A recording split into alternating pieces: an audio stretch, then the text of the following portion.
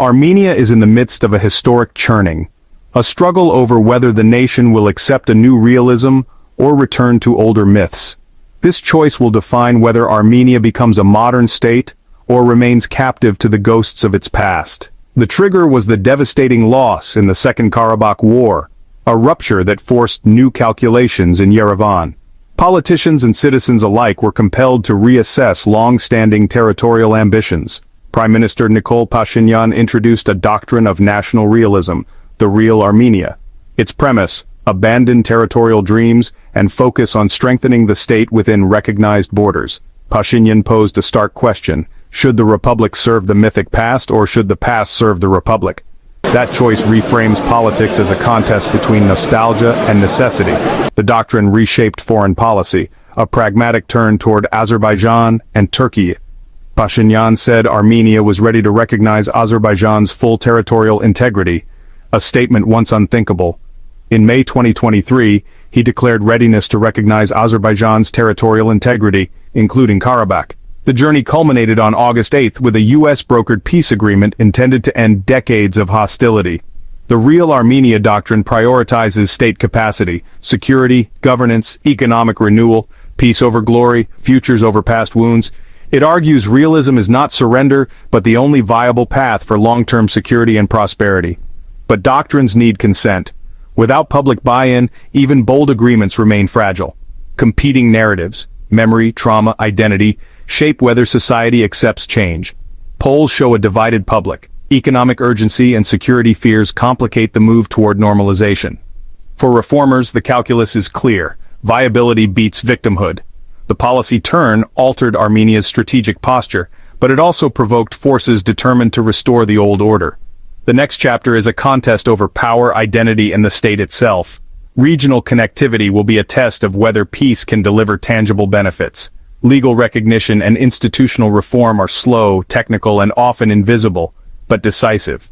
Pashinyan stakes his political capital on a gamble, trading symbolism for statecraft. But resistance consolidated quickly, led by three distinct axes that would test the doctrine's durability.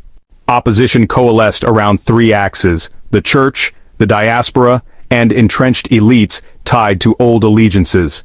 The Armenian Apostolic Church is not only spiritual authority, it is a political actor with deep social reach.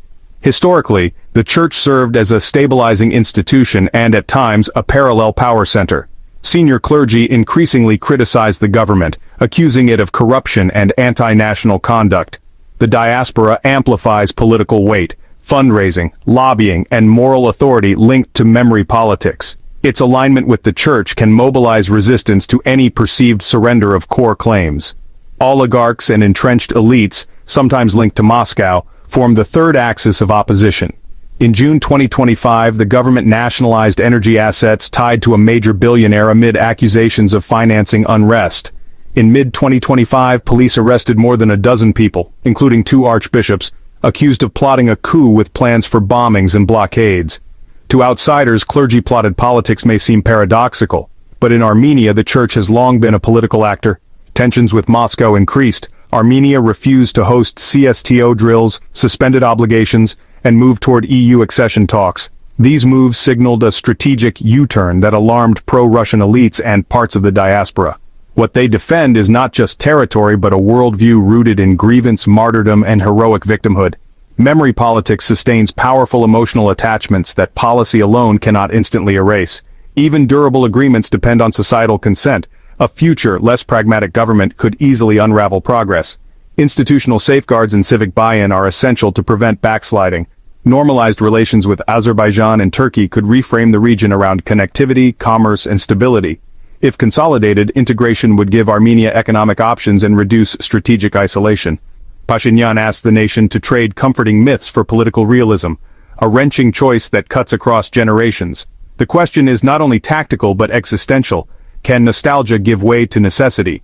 The answer will not only determine Armenia's future, it will shape the wider region. Peace offers opportunity. Obstruction risks isolation. The balance of power and public will decide the path. Sources and further reading appear on screen. Subscribe for more policy analysis.